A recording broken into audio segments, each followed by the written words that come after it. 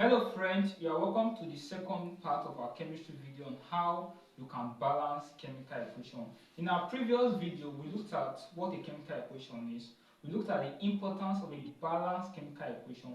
And lastly, we also looked at an easy way through which you can balance chemical equation.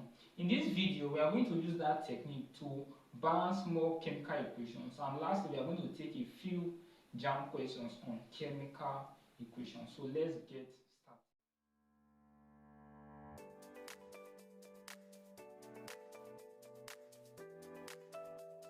So in our first question, we are going to look at the equation for the formation of water, where hydrogen gas reacts with oxygen gas to form water. Now when we look at this equation carefully, we'll find out that the equation is not balanced. Why is it not balanced?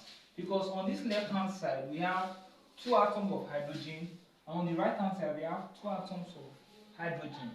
But for the oxygen atom, we have two atoms here and just one atom, two on the left hand side and one on the right hand side. This makes the equation not balanced. So now how can we do that? If we look at the algebraic method, here we say we assign or we give alphabets to our various chemical species, then we use various mathematical methods to solve and know the values of the various alphabets. So in this question, we are giving A, B, C to our various chemical species.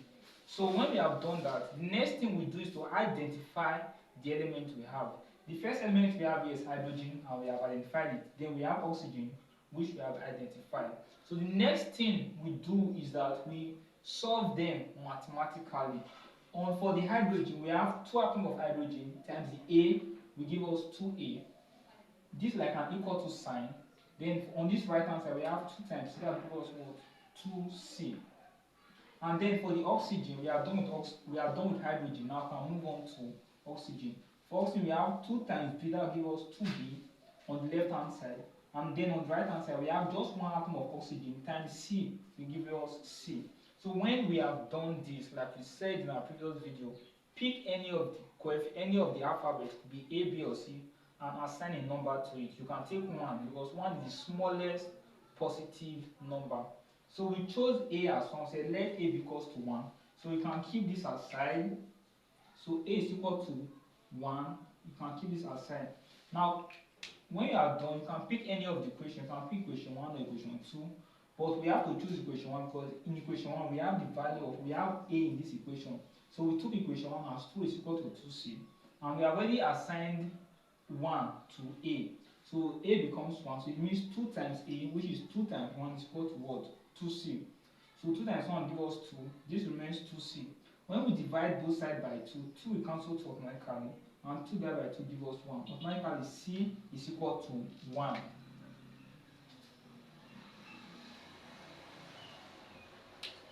So now we know the value of C. Now we can come to our second equation. Our second equation says 2B is equal to C. That's what we have written here. 2B is equal to C. Now from calculation, we got the value of C as 1. So I will substitute it into this equation. So it becomes 2B is equal to C becomes 1 from this equation. So we now have 2B is equal to 1. So when we divide both sides by 2, 2 will cancel 2. So B is equal to 1 over 2. So we can keep this as a value.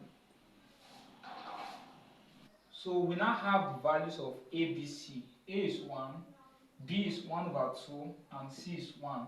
But we can't use this fraction. This is a fraction. We can't use it to balance an equation. Though when we place them into the equation, it makes the equation balanced, but it will alter the state of our various elements. So what are we going to do? A is 1, B is 1 over 2, and C is 1. So what I want to do, whenever you come across a fraction in an equation, what we do is very simple. Look at the denominator of the fraction. You know, in fraction we have numerator which are above and then denominator which is below. So in this case our denominator is 2. So we use 2 to multiply everything. So this becomes times 2, multiply this times 2, multiply this times 2, and multiply this times 2. When we do that, 1 times 2 gives us 2. So A is equal to 2. B, 2 will cancel 2. So B is equal to 1. And then C, 1 times 2 gives us 2. So now we have whole numbers. A is 2, B is 1, and then C is 2. So now I can now go back to my equation and enter this value. So A is 2, B is 1, so there's no need to write that one, and then C is 2, so I can carefully place 2 here. So when we have done this, we find out that our equation is balanced.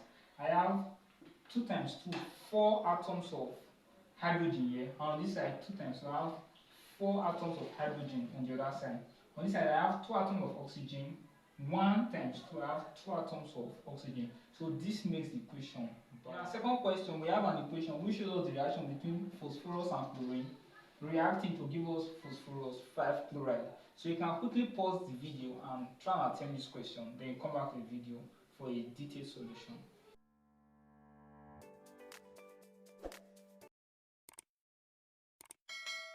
Welcome back. I hope you attempted that question.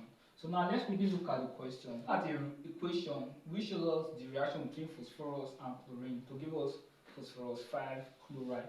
By identification, we can tell that the elements present are phosphorus and chlorine. So mathematically, for phosphorus, we have 4 times A, which will give us 4A.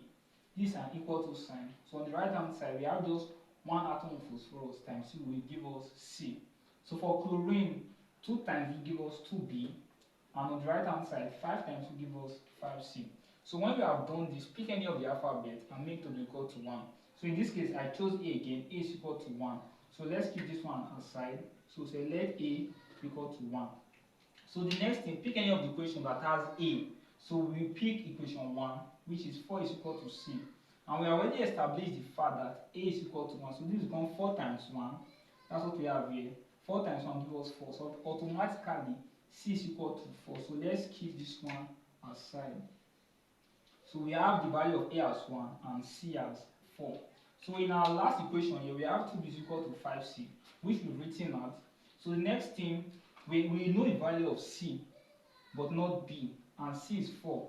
So this becomes 2B is equal to 5 times C, and C is 4. So it becomes 5 times 4. And 5 times 4 gives us 20. So 2B is equal to 20. So in mathematics, you divide both sides by the coefficient of the unknown, which is 2. So we divided both sides by 2. When we do that, 20 divided by 2 gives us 10. So now we have the value of B as 10.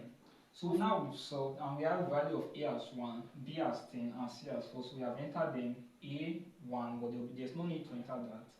B is 10, so 10 is written here, and C is 4, so we're written 4 here. Now you can assess if your equation is balanced. We have 4 atoms of phosphorus here. We have 1 times 4, 4 atoms of phosphorus on the other side. For chlorine, we have 2 times 10, 20 atoms of chlorine, and on this side, 5 times 4, we have 20 atoms of chlorine. So that makes the equation balanced. So let's take another question. So in our third question, we have a reaction between ammonia gas and oxygen gas to give us nitrogen oxide and water. So we've clearly given the various chemical species alphabets. This A to ammonia, B to oxygen, C to nitrogen oxide, and D to water.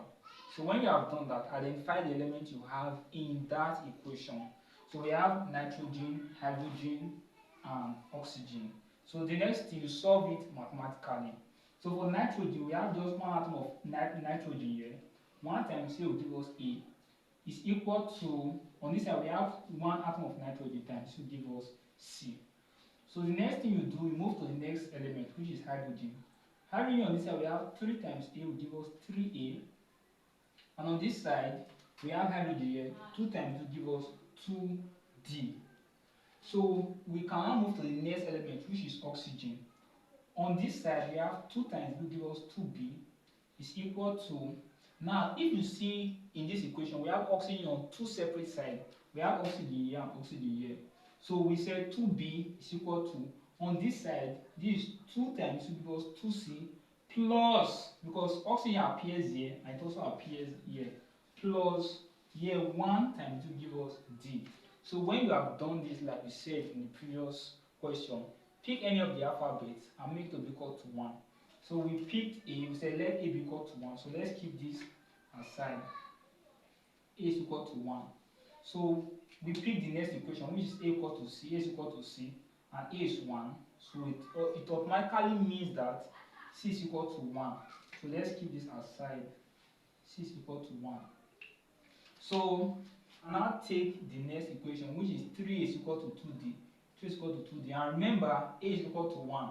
So 3 times a, which is 3 times 1, is equal to 2d. 3 times 1 will give us 3.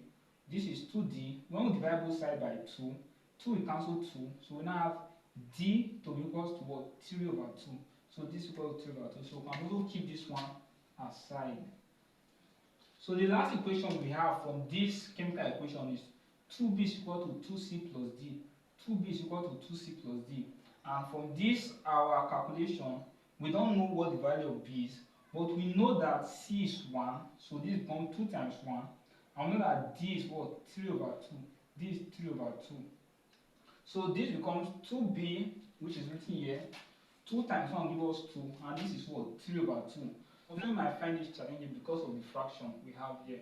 So the simple way to solve this question is by eliminating this fraction. Once again, our denominator here is, the denominator of this fraction is 2. So we are going to use 2 to multiply everything. So this becomes times 2. So this is like times 2. This is times 2. And this also times 2. 2b times 2 gives us 4b. 2 times 2 gives us 4. And this 2 will cancel 2. When we do that, we now have 3 on this side. So we now have 4b is equal to 4 plus 3.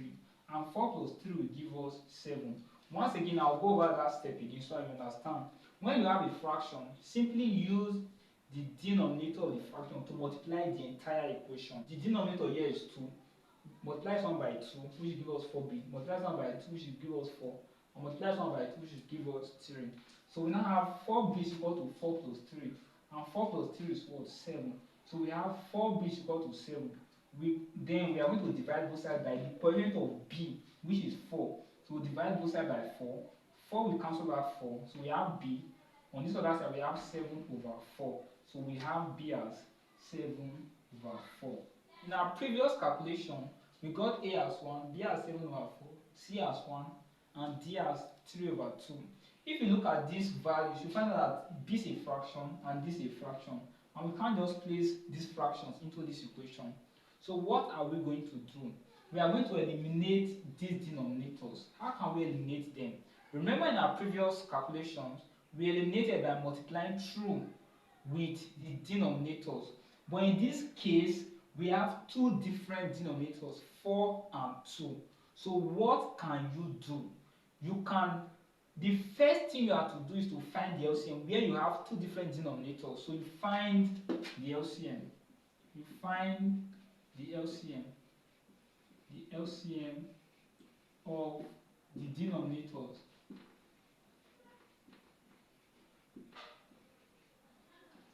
But from calculations, the term of 4 and 2 is 4. So I'm going to use that LCM to multiply through. So I'll multiply through with 4. This will become times 4, times 4, times 4, and times 4. So when we do that, we now have 1 times 4. This becomes 4. So a is equal to 4. So b, 4 will eliminate 4. So b is equal to 7. Next, 1 times 4, c is equal to 4. And 2 into 2 is 1. And 2 divided by 4 is 2. So now 3 times 2. So d is equal to 6. So now we have a as 4. So in place of here, I can write this as 4. B is 7. C is 4. And now d is 6. So when we have done this, we can assess if our equation is balanced. So let's assess if our equation is balanced. We have 4 atoms of nitrogen on this side. We also have 1 times 4 atoms of nitrogen. For hydrogen gas, we have 3 times 4, which is 12 atoms of hydrogen atoms. On this side, we have 2 times 6, which is 12 atoms of hydrogen. Now for oxygen, on this side, we have 2 times 7, which is 14 atoms of oxygen. We have 14 atoms of oxygen on this side.